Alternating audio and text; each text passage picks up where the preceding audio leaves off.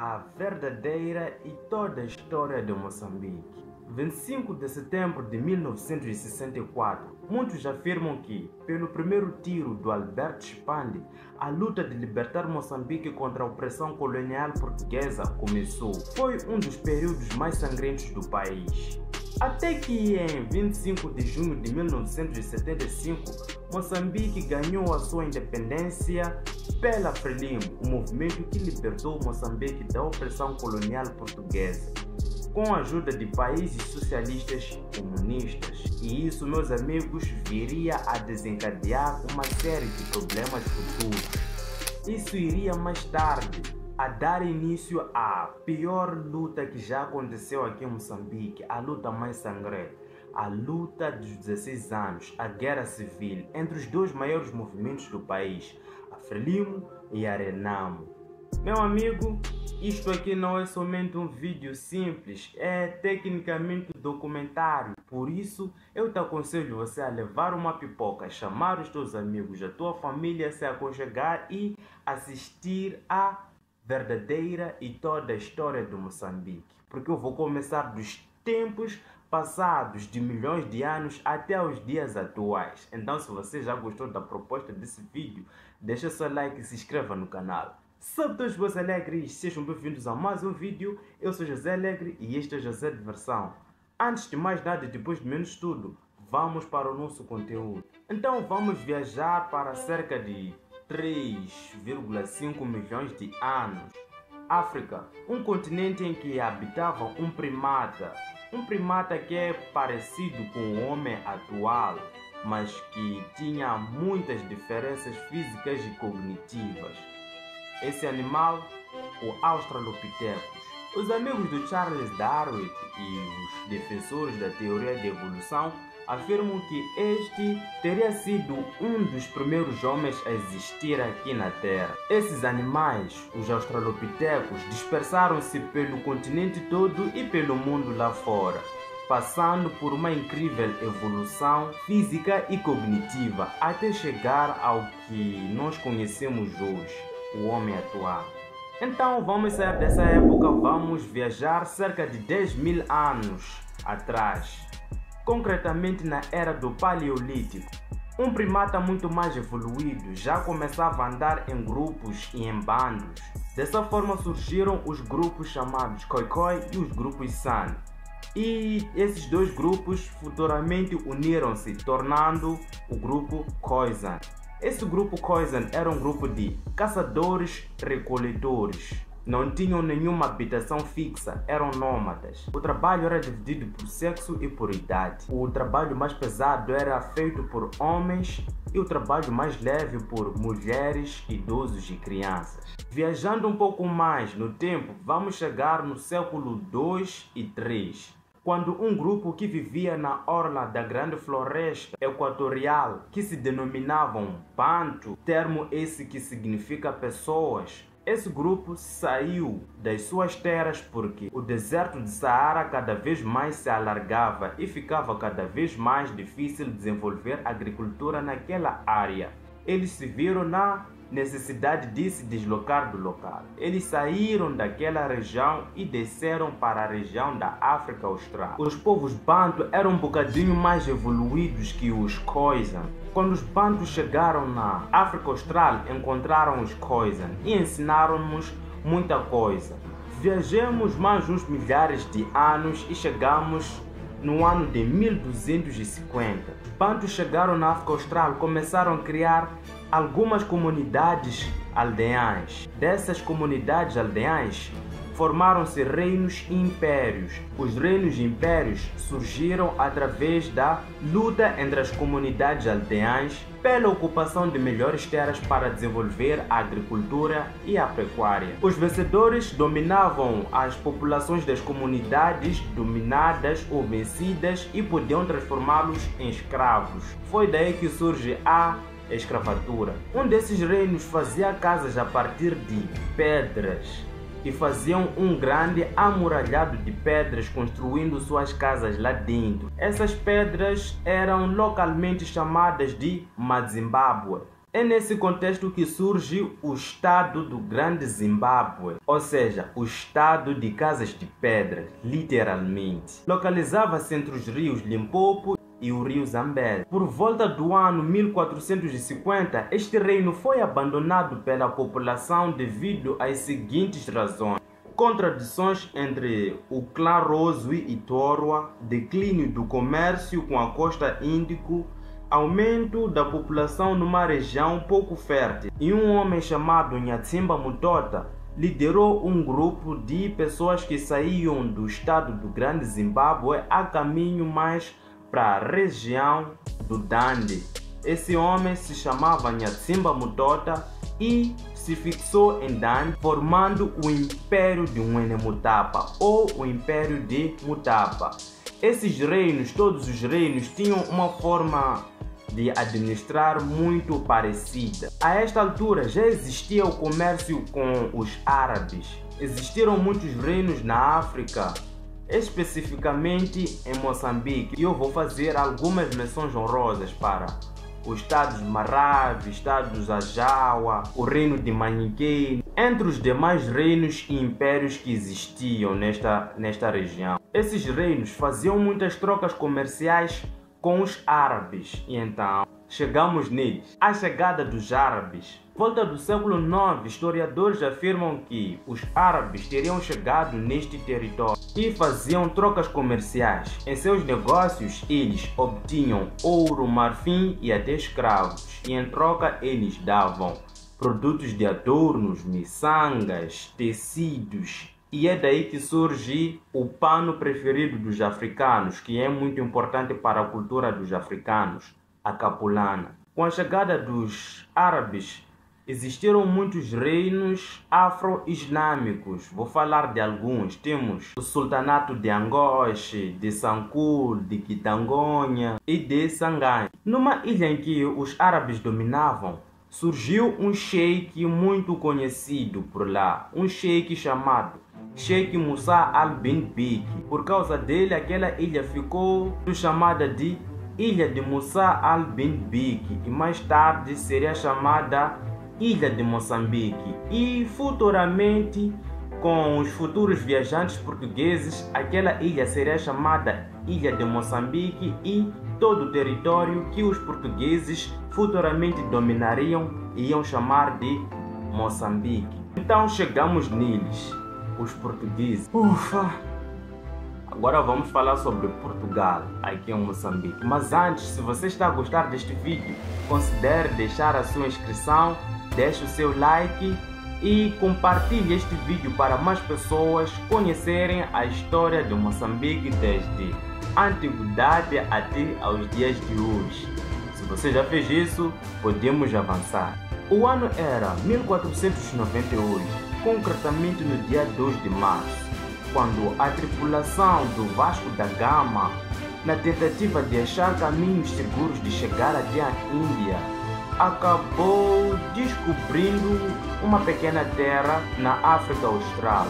Foram recebidos muito bem, com bebidas, comidas, e há certos rumores de que foram oferecidos até mulheres. E por causa disso apelidaram aquela terra de Terra de Boa Gente, o território da atual província de Inhambane. Esses não perderam tempo e começaram a fixar feitorias nos anos seguintes de 1505, 1507. Tudo isso para controlar as zonas de extração do ouro e expulsar os árabes que eram tecnicamente os seus concorrentes. Os portugueses aproveitaram os conflitos entre os chefes africanos para penetrar, criar ainda mais inimizade. Nessa ótica, Gassiro Serre trai o seu povo para derrotar uma revolta que estava a ser iniciada no Império de Ngwenya-Mutapa, começada por Matuziane, e consegue com a ajuda dos portugueses. Quando Gassiro Serre morreu, o Camprazina, o seu filho, se tornou o rei e expulsou os portugueses porque não gostava nada deles. Mas os portugueses, em retaliação, eles conquistaram o tio de Camprazine, ofereceram-lhe apoio militar para que este derrotasse o Camprazine. E conseguiu. Quando ele conseguiu matar o seu filho Camprazina, o Mavura, que é o tio de Caprazina neste caso, o Mavura, foi convertido ao cristianismo e passou a se chamar Filipe, dando passe livre para os portugueses fazerem o que eles queriam. Até que em 1629 os portugueses não obedeciam mais às leis africanas. Os portugueses conseguiram terras aqui em Moçambique sendo vendidos ou sendo doados pelos chefes africanos. E mais tarde começaram a implementar a política de prazos, em que os prazeiros às vezes casavam com as filhas dos chefes africanos para herdarem mais terras, conseguindo dessa forma muito mais terras, mais poder e consequentemente mais escravos. Então vamos entrar na nossa nave e vamos viajar para 1800-1900. A dominação colonial, o trabalho forçado. Houve separação das pessoas, indígenas e não indígenas. Os indígenas eram os locais, os nativos de Moçambique. Os não indígenas eram os europeus, os assimilados e os filhos dos europeus com os negros, com os indígenas, os mulatos. Basicamente, os portugueses implementaram uma política de imposto de palhota. Palhota é uma espécie de casa que existe aqui em Moçambique, feito de caniço e cobertura de palha. Eram impostos muito caros e injustos, e quem não conseguia pagar o imposto de palhota era levado para a prisão e era levado consequentemente para trabalhar nas minas de ouro, construção de edifícios e construção de caminhos de ferro, sendo exercido nele o trabalho forçado ou tal dito chibalo. Isso fez com que existissem poucos homens no campo, porque os homens tinham que trabalhar para pagar o imposto sobre palhota ou eram levados para a prisão, e alguns fugiam de Moçambique para países vizinhos. Muitos fugiram para a África do Sul para trabalharem nas minas de ouro e de diamante. O ensino colonial. Existiam dois tipos de ensino. O ensino oficial, que era para os europeus, os assimilados e os filhos dos europeus com os indígenas. Existia o ensino rudimentar. Este ensino era para os indígenas. O ensino oficial para os europeus era basicamente uma escola. Eles ensinavam tudo que eles podiam, ciências e tudo mais. Já para o ensino rudimentar, somente ensinavam os indígenas a ler, contar, e era somente para que os indígenas entendessem a língua portuguesa e pudessem fazer cálculos básicos e nada mais. Os que conseguiam passar eram tidos como civilizados e eram tidos como assimilados e poderiam ter alguns privilégios dos brancos. E eu estou a resumir ao máximo. Se você tiver mais detalhes, é só colocar aí nos comentários, ok? Eu prometo que eu vou ler todos os vossos comentários. Avançando, desde que os europeus chegaram aqui em África, concretamente aqui em Moçambique, sempre houve compra e venda de pessoas. Adotou-se um sistema muito lucrativo para a Europa, que era o comércio triangular. O comércio triangular basicamente consistia em tirar pessoas de África, levá-los como escravos para trabalhar nas Américas, e os produtos que lá eram produzidos eram levados para a Europa. E muitos afirmam que é por isso que a Europa está como está hoje, porque muita riqueza que a Europa tem hoje foi graças a esse período sombrio da história. Abolição da escravatura. O século XIX marcou o início da abolição da escravatura, com a aparição de novos conceitos como ideias de liberdade e garantias dos cidadãos, sem distinção de raça ou de cor. Isso foi um processo bastante lento para até chegar a Moçambique. Portanto, vamos viajar para a Conferência de Berlim, de 1884 a 1885. Nessa conferência realizada em Berlim, as potências europeias dividiram-se a África como se fosse uma pizza. Você vai ficar aqui, você vai ficar aqui. Não foi basicamente isso, mas resumindo ao máximo, foi quase que isso aí. Eles dividiram a África para começar a ocupação efetiva de África. Nesse âmbito, Portugal ficou com aqueles territórios em que ele tinha se colocado lá. Ficou com a região de Moçambique, Angola, Cabo Verde, São Tomé e Príncipe, Guiné-Bissau. Mas opa, os africanos aceitaram de boa isso? É claro que não, né? Então vamos nas resistências dos africanos contra a ocupação colonial ou contra a opressão colonial. Os africanos resistiram o quanto puderam, porém eles não tinham um poder militar muito forte em comparação com os europeus. Os europeus tinham armas de fogo, enquanto os africanos usavam instrumentos rudimentares como lanças, arco e flechas, katanas e muito mais. E outra coisa, os chefes africanos não eram unidos, por isso eles não conseguiam unir forças para expulsar os colonos. Bom, para o caso de Moçambique, houveram muitas resistências, então eu vou destacar aqui a resistência dos Mataka, a resistência dos Barwe, a resistência dos Majaya e, claro, a resistência do estado de Gaza, que tem vídeo aqui no canal. Eu falei sobre a história do Ngungunyano, o homem que deu dor de cabeça aos portugueses. E pessoal, eu estou a deixar muitas informações de lado, porque o objetivo desse vídeo é de resumir ao máximo, é de comprimir a informação. E se eu estiver a errar alguma coisa, ou se eu estiver a omitir alguma coisa que é muito importante, você poderá deixar aí nos comentários, pode me corrigir aí nos comentários, fechou? Então vamos continuar. E agora finalmente chegamos nela, a luta de libertação nacional. Mediante as políticas coloniais, os moçambicanos ficaram bastante insatisfeitos com isso.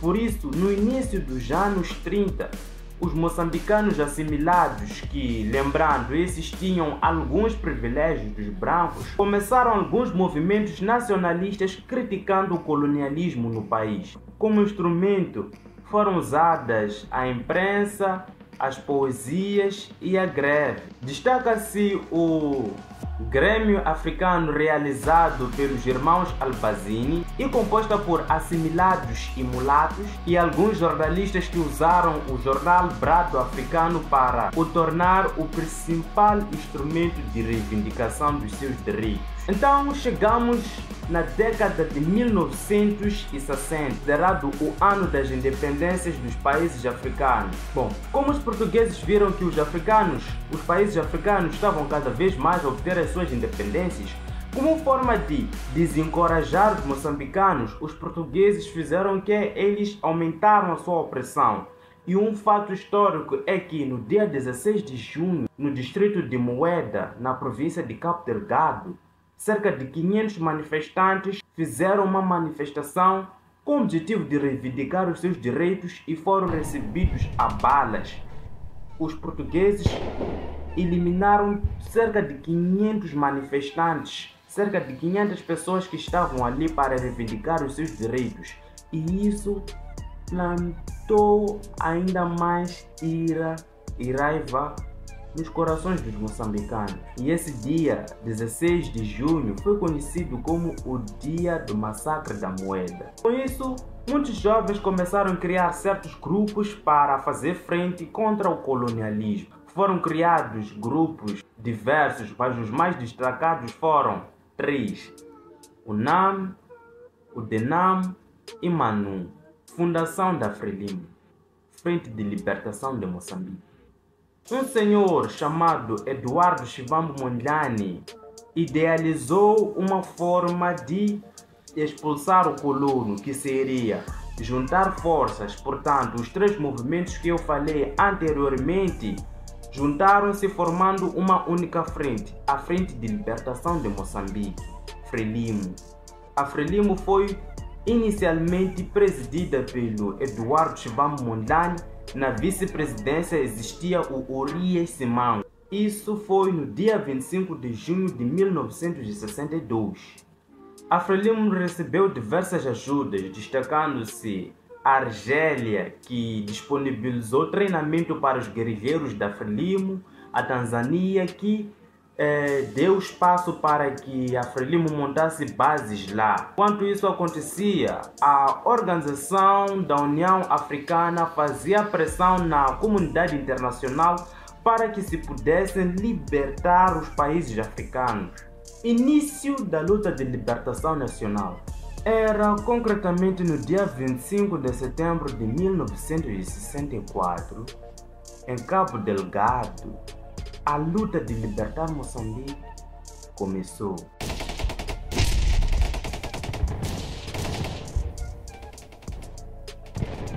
A luta avançou tanto que as primeiras zonas libertadas foram Cabo Delgado, Niassa e Tete. Importa referir aqui que Moçambique recebia ajuda dos países comunistas e socialistas. Então, com essa ajuda, a Frelimo conseguiu libertar algumas zonas. Então chegamos no fatídico dia 3 de fevereiro de 1969. Eduardo Mondlane recebe uma encomenda bomba que acaba com sua vida, deixando o cargo da presidência da Frelimo à disposição. Até que, em maio do mesmo ano, o Comitê Central da Frelimo elege Samora Moisés Machel para liderar a Frelimo. Bom, aconteceu muita coisa, mas o importante que nós temos que pôr em mente é que, exatamente no dia 7 de setembro de 1974, Portugal finalmente reconhece que Moçambique é um país que precisa ser livre. Então, neste dia são assinados os Acordos de Lusaka entre o governo colonial português e o movimento Frelimo, a presidência de Samora Moisés Machel. Então, um ano depois, 25 de junho de 1975, o presidente Samora Moisés Machel proclama a independência total e completa do país. Moçambique já é independente. Moçambique já é independente. Então, finalmente temos a nossa independência. Então, estão todos felizes e o caminho é para frente para desenvolver Moçambique sem mais conflitos, não é? Infelizmente não. Bom, como a Frelimo adotou o modelo socialista, marxista e leninista, inimigos do capitalismo, porque atrelavam o capitalismo ao colonialismo, algumas pessoas não ficavam contentes com isso. Eles não concordavam com o modelo socialista. Por quê? Porque tudo era do Estado, tudo pertencia ao Estado, não existia individualismo. Existiam machambas estatais, fábricas estatais, tudo era para o Estado. E o Estado era quem devia oferecer para as pessoas da mesma forma ou de igual maneira. Há relatos de que quem não concordava era levado para os campos de reeducação, onde trabalhavam nas machambas estatais produzir para o governo. Digamos que isso não agradou muitas pessoas, até porque alguns homens refugiaram-se na Rodésia do Sul, África do Sul agora. Então, com o financiamento da Rodésia, surgiu um outro movimento para resistir às políticas da Frelimo. Surgiu a Renamo, Resistência Nacional de Moçambique. Por que a Rodésia financiou este movimento? Bom, isso é um tema para um outro vídeo. Conforme eu disse, estou a resumir ao máximo. Se você quiser esse vídeo, é só me dizer aí nos comentários. Esse novo movimento, Renamo, foi liderado pelo André Matsangaissa, que acabou sendo morto e foi substituído por um jovem chamado Afonso Marceta Dhlakama. Este grupo iniciou uma guerra muito sangrenta, a guerra mais sangrenta que já existiu, a guerra mais desumanamente possível, que durou cerca de 16 anos, a Guerra Civil. Nesse tempo, o presidente Samora Machel acabou sendo morto num acidente de avião que muitos dizem que foi armado. E se vocês quiserem um vídeo sobre isso, é só me dizer aí nos comentários. Como é que Samora Machel morreu? Com o tempo, a Frelimo acabou cedendo ao movimento capitalista, ou seja, acabou abandonando as políticas socialistas, as políticas comunistas e adotou o modelo capitalismo. E lembrem-se, isso foi mais ou menos aquela época da Guerra Fria em que a União Soviética caiu. Então chegamos no dia 4 de outubro de 1992. Finalmente os acordos de paz são assinados entre o presidente que sucedeu Samora Machel, o João Chissano e o Afonso Dhlakama do movimento Renamo. Assinaram os acordos de paz em Roma. Isso colocaria fim na guerra civil aqui em Moçambique. E 2 anos depois, 1994, Frelimo e Renamo deixaram de ser movimentos de guerra e tornaram-se partidos políticos. E aconteceram as primeiras eleições presidenciais de Moçambique, em que o João Chissano se tornou o presidente de Moçambique. Bom, a história de Moçambique é bastante vasta. Existem muitas coisinhas que eu saltei, omiti, muita coisa mesmo. E se eu errei alguma coisa, algum termo, você pode me corrigir aí nos comentários. De lembrar que as informações deste vídeo eu tirei dos livros da 5ª e 6ª classes do ensino primário aqui em Moçambique. Então, se houve um erro por minha parte, me corrija nos comentários. Aqui na tela eu vou deixar um vídeo muito bom para vocês, que é a história do presidente Samora Moisés Machel. Você pode clicar nele para assistir. E também vou deixar uma recomendação de um vídeo que será muito bom para você. É isso, eu vou ficando por aqui, agradeço. Eu vou ficando por aqui, até o próximo vídeo e Canemambo.